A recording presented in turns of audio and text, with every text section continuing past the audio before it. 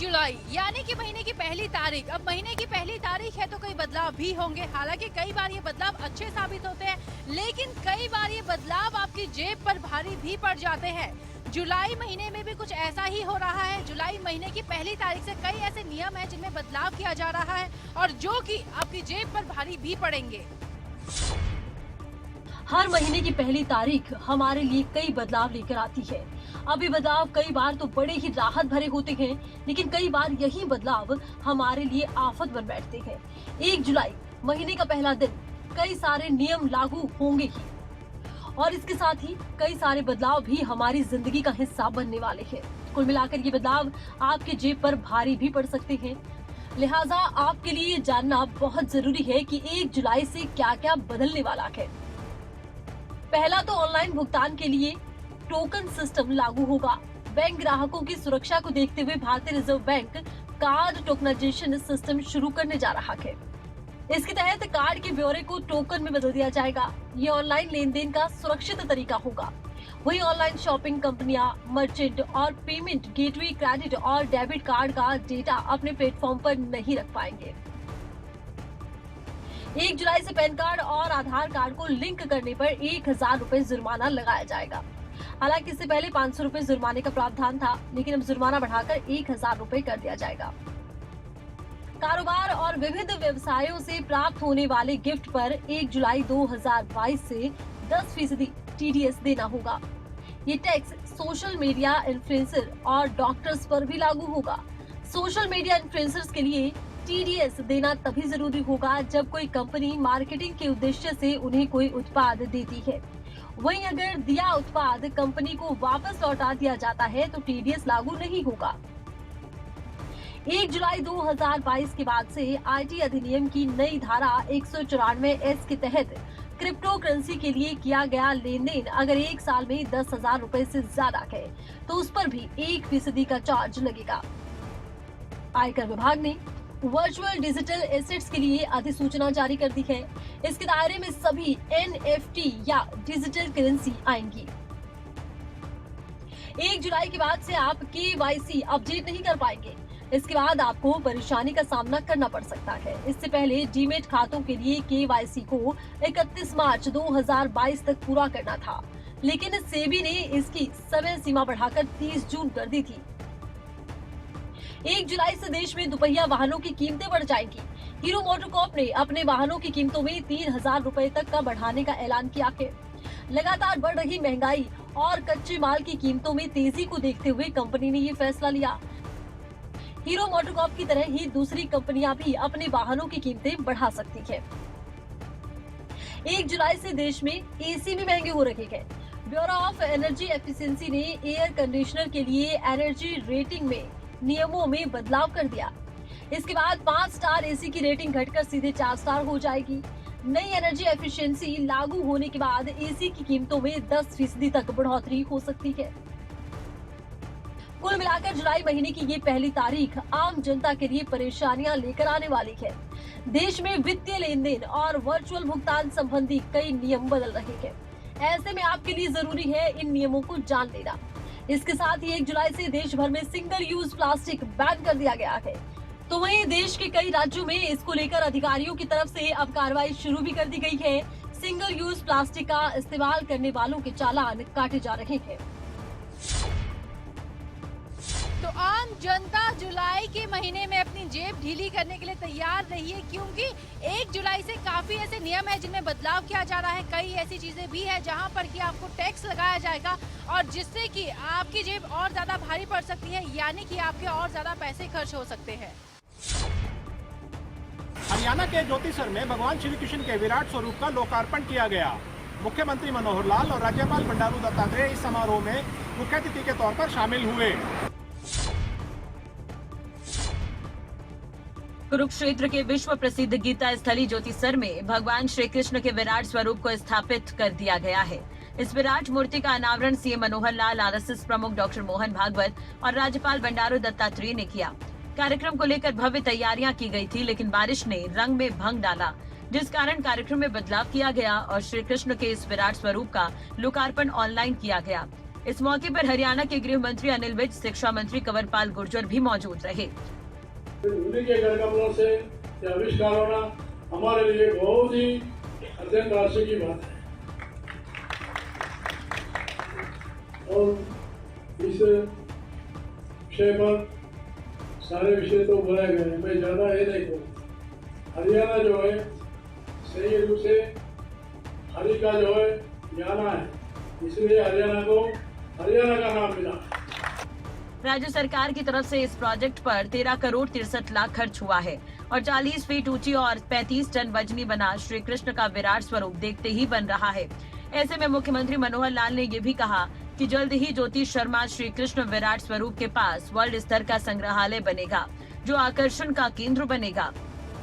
भगवान कृष्ण के दर्शन करने के लिए उनका विचार, उनका उस प्रकार का जो समाज जीवन को कैसे आगे बढ़ाने के लिए जो संदेश, उसके लिए वृंदावन, मथुरा, द्वारका श्री कृष्ण जी को जानने के लिए वहां जाते हैं।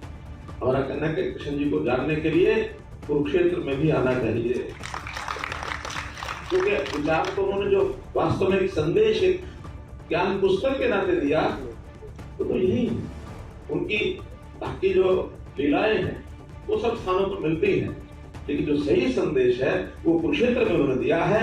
तो इसी नाते से हमने जैसे आज ये एक प्रतिमा जिसका लगभग सारे परिसर का 200 करोड़ रुपए का खर्च आने वाला है, प्रतिमा पर तो केवल 13 करोड़ लगा है, लेकिन इसके आसपास का जो और कार्यक्रम होंगे उसके ऊपर 200 करोड़ रुपया, जिसमें महाभारत का एक थीम होगा, सरस्वती सभ्यता की व्याख्या होगी, ये भी सारी चीजें वहां, और एक इसी प्रकार से विश्व स्तरीय संग्रहालय ये भी बनाया जाने वाला है, जो हमने बाद में लाइट एंड साउंड शो के नाते से देखा है। उसका जब निर्माण होगा तो वास्तव में देश और दुनिया के लोगों के लिए एक आकर्षण का केंद्र बनेगा। वहीं कुरुक्षेत्र के गीता ज्ञान संस्थान में आरएसएस प्रमुख मोहन भागवत ने भी मंच से अपने विचार रखे। कहा कि हिंदू धर्म विश्व धर्म है, जब तक सृष्टि है तब तक गीता की प्रासंगिकता रहेगी। संपूर्ण विश्व अपना जीवन बनता है, संपूर्ण विश्व से अपना जीवन बनता है, और हम जो कुछ करते हैं उसका संपूर्ण विश्व को करना है। और इसलिए गीता नामक इस जीवन विज्ञान में सबका विचार किया है, और आज उसकी प्रासंगिकता, आज है वो शाश्वत है, आज उसकी अर्जेंट आवश्यकता है, ऐसा हम देख। इसके साथ ही शिक्षा मंत्री कंवरपाल गुर्जर ने कहा कि जिस जगह पर भगवान श्री कृष्ण के अर्जुन को गीता का संदेश दिया, ये प्रतिमा लोगों को एक संदेश देने वाली प्रतिमा है। सरकार से विराट स्वरूप का जो उद्घाटन हुआ है जी, तुमपुर में संचालक ने जो उद्घाटन किया है जी जी जी, निश्चित तौर से जो लोग कुरुक्षेत्र में आएंगे और ज्योतिषर में जहाँ भगवान श्री कृष्ण ने गीता का उपदेश दिया, तो नई प्रेरणा मिलेगी। बहुत ही दर्शनीय स्थल बना है और 12 करोड़ रुपया खर्च करके दिमाग को बढ़ाया गया है। केंद्र व प्रदेश की बीजेपी जेजेपी सरकार मिलकर कुरुक्षेत्र को एक ऐसा केंद्र बना रही है जो पूरी दुनिया में एक आकर्षण का केंद्र बने। चिलचिलाती गर्मी से दिल्ली एनसीआर के लोगों को आज राहत मिली है। सुबह से लगातार दिल्ली में झमाझम बारिश देखने को मिल रही है। इस वक्त हम मंडी हाउस इलाके में मौजूद हैं। मैं आपको दिखाना चाहूंगा तस्वीरें। सुबह से ही लगातार यहां पर झमाझम बारिश हो रही है। जिस तरीके से मौसम विभाग ने अनुमान लगाया था कि आज से दिल्ली एनसीआर की बात करें, हरियाणा की बात करें, अलग अलग राज्यों में बारिश हो सकती है, तो दिल्ली में बारिश की बात करें तो बारिश ने पूरी तरीके से दस्तक दे दी है। करीबन 4 घंटे से दिल्ली में झमाझम बारिश हो रही है, जिसकी वजह से दिल्ली की अलग अलग लोकेशन पर जलभराव की स्थिति उत्पन्न हो गई है। जलभराव के कारण ट्रैफिक जाम हो गया है। ट्रैफिक की हम बात करें, चाहे ATO की बात करें, दिल्ली के अलग अलग लोकेशन की बात करें, लोगों को काफी परेशानियों का सामना करना पड़ रहा है। पर जिस तरीके से काफी ज्यादा गर्मी दिल्ली में देखने को मिल रही थी, आज दिल्ली में लोगों को राहत मिलती हुई नजर आ रही है। गुरुग्राम में आज जगह जगह जलभराव देखने को मिला है। हालांकि गुरुग्राम जिला प्रशासन की तरफ से 112 पॉइंट्स चिन्हित किए गए थे कि जहां जहां पर जलभराव होना है, और उसके लिए 16 अधिकारियों की ड्यूटी भी लगाई गई थी। लेकिन आप देख सकते हैं तस्वीरों में कि गुरुग्राम में किस तरह से जलभराव जो है यहां पर सड़कों पर दिख रहा है, और लोगों को इस जल भराव से दो चार होना भी पड़ रहा है। हालांकि कुछ जगह ट्रैफिक जाम की स्थिति भी देखने को मिली और ऐसे लगभग कई जगह है जहां पर इसी तरीके से जल भराव जो है गुरुग्राम में देखने को मिल रहा है। आप देख सकते हैं उस जो कि स्कूटी चालक है वो इस जल भराव में किस तरह से फंस गया है और जो उसका टायर है वो पूरा पानी के अंदर जो है डूब चुका है। दूसरा जो शख्स है वो उसकी सहायता कर रहा है ताकि उसकी स्कूटी को बाहर निकाला जा सके। तो ये स्थिति जो है गुरुग्राम की हम देख रहे हैं। हालांकि ट्रैफिक पुलिस कर्मी भी लगभग 1100 की संख्या में जो है इस समय सड़कों पर हैं और खुद गुड़गांव की पुलिस कमिश्नर कला रामचंद्रन भी इस समय ट्रैफिक को स्मूथ चलने के लिए खुद सड़क पर उतरी हैं। लेकिन तमाम लोग हैं, हम उनसे जान लेते हैं कि आज के जल भराव को वो किस तरह से देखते हैं। गुड़गांव में जल भराव किस तरह से देख रहे हैं, आप भी देख रहे हैं, कि क्या कहना चाहेंगे? I would like to say that authority should work on this because people are suffering. Even somebody is coming from the outside, it doesn't give the good impression because it's like a multinational companies area. All global companies are here, so there is a prestige. But by seeing all these roads and water logging, it hampers the image. पहली बारिश में आप देख रहे हैं सड़कों पर जल भराव, आगे आगे मानसून और भी आना है, तो क्या लगता है कितनी भयावह स्थिति आगे देखने को मिल सकती है? Yes, it would be a disaster. But as I said, I would like to say or emphasize again that authority should work because people are suffering.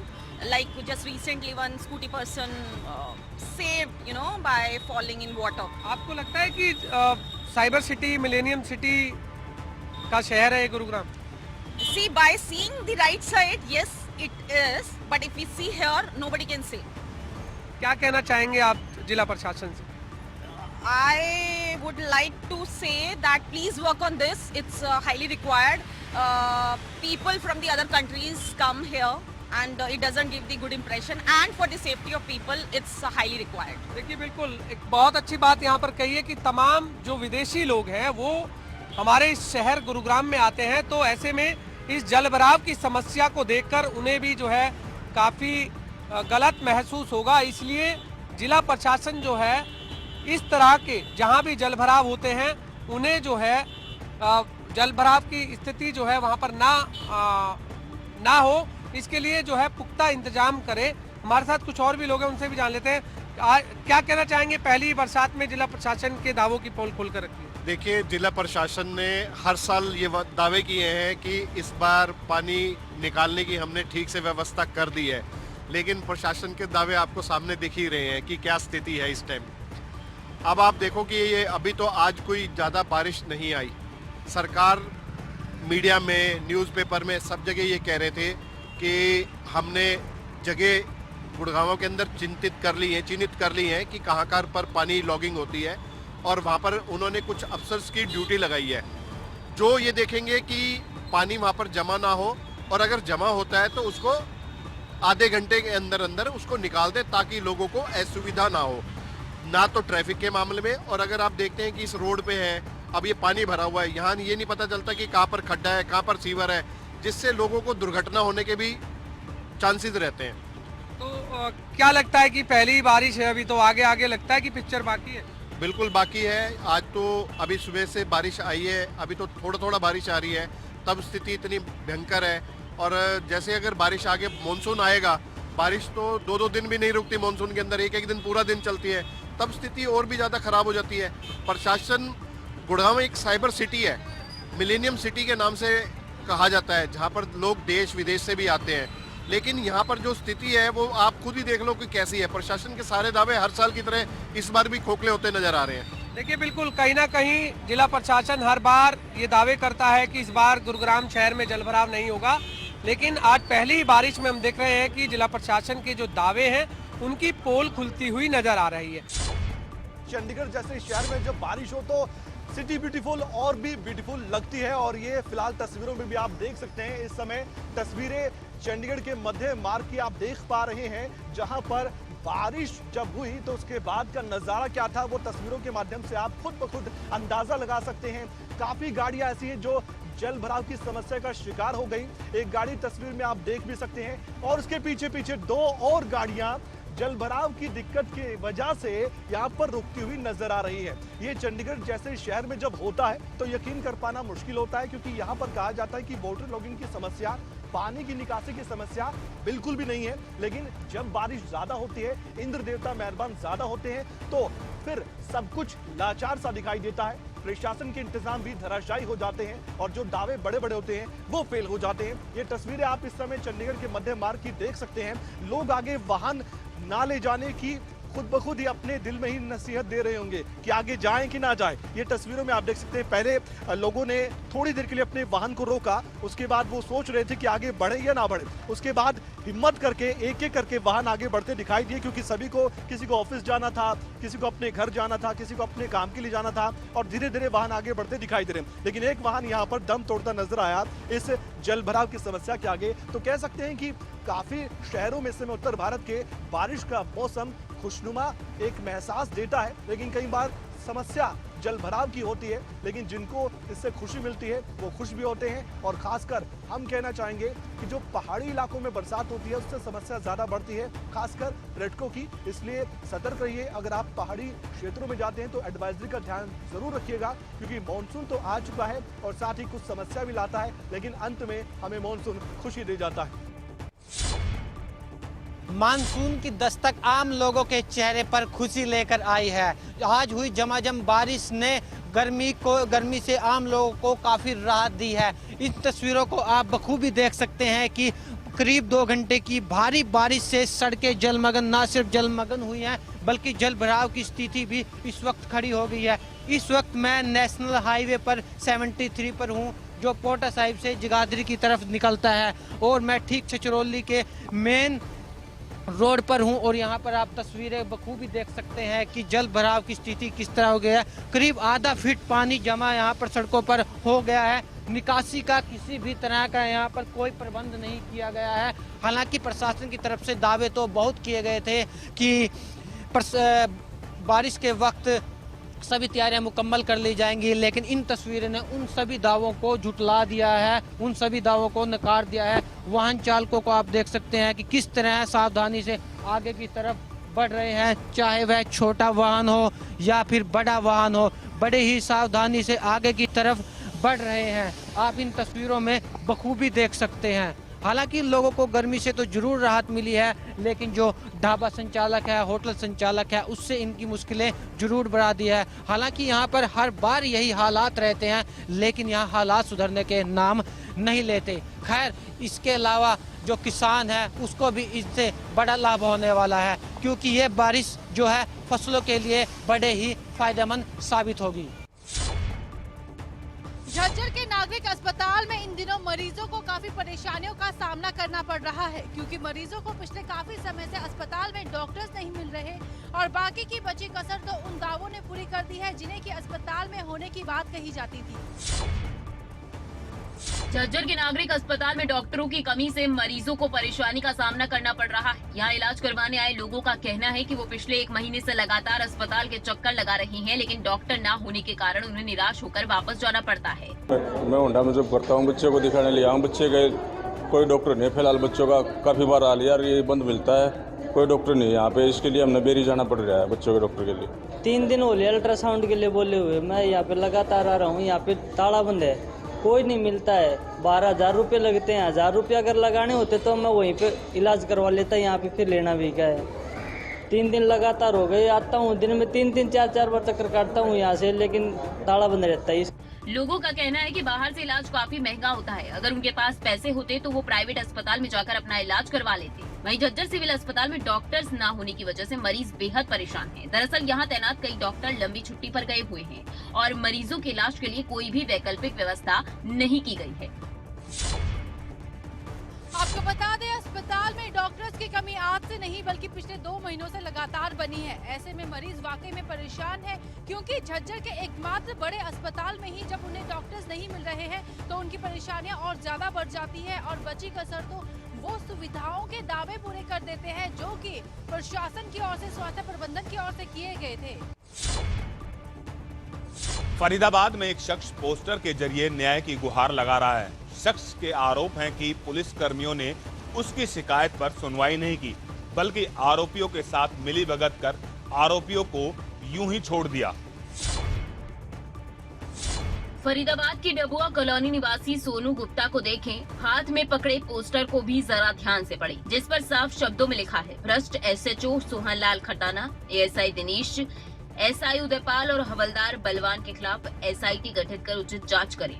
नहीं मिला न्याय तो परिवार समेत धरना दूंगा।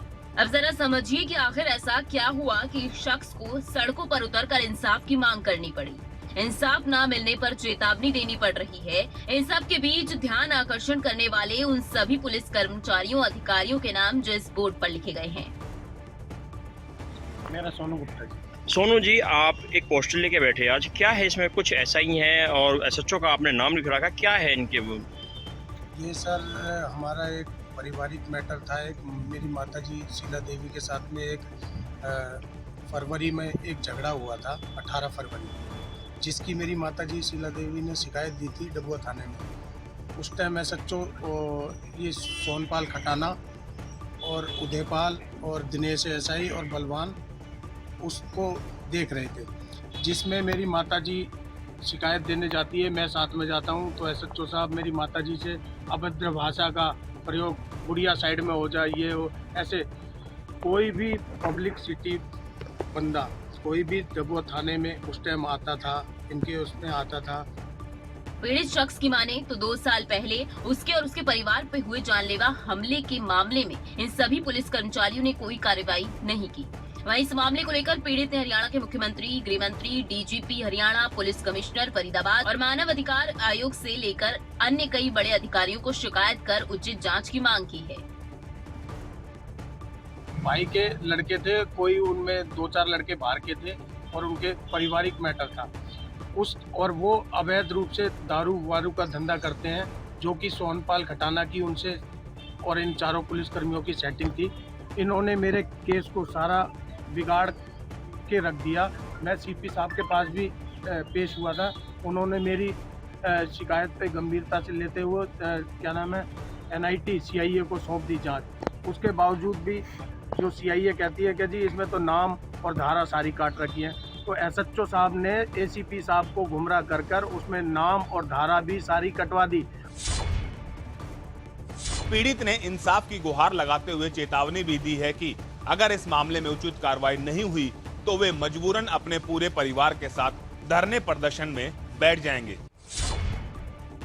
हरियाणा के चरखी दादरी जिले से एक बार फिर से भ्रष्टाचार का मामला सामने आया है। हालांकि भ्रष्टाचार का ये मामला कोई नया मामला नहीं है, बल्कि ये 4 साल पुराना मामला बताया जा रहा है, जिसमें कि अब जाकर कार्रवाई हो रही है।